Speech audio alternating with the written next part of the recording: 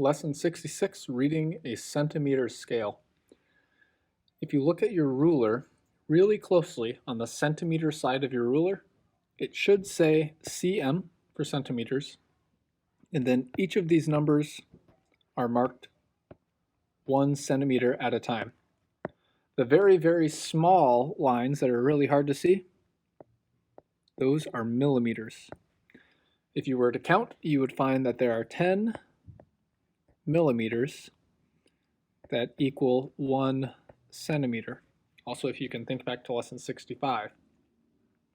Today we're going to be focusing on how to read and measure using centimeters and millimeters. So what is the length of this segment in millimeters and in centimeters? It might be a little bit difficult to see, but it almost comes up to this halfway point, not quite. It comes all the way up to the one right before that.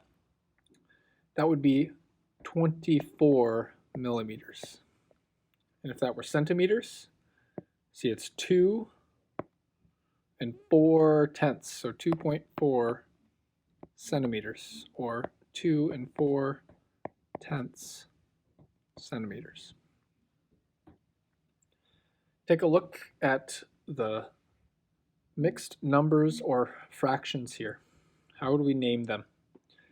This is the ones place and the tenths place. So this point would be 6 tenths, or this point would be 1 and 2 tenths,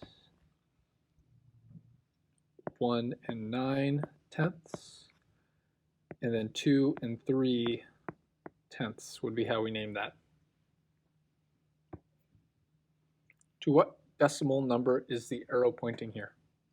First, you need to figure out how many segments there are between. So we have 1, 2, 3, 4, 5, 6, 7, 8, 9, 10. So we know our denominator is 10. We already have 3 here. So 3 and how many tenths? Let's count. 1, 2, 3, 4, 5, 6, 7. 3 and 7 tenths would be the number it is pointing to.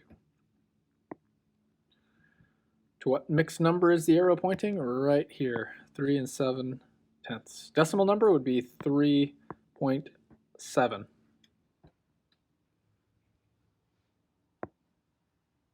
Here's what your lesson practice looks like. Gives you a little bit of practice using that ruler and using the centimeters and millimeters on your ruler to measure items.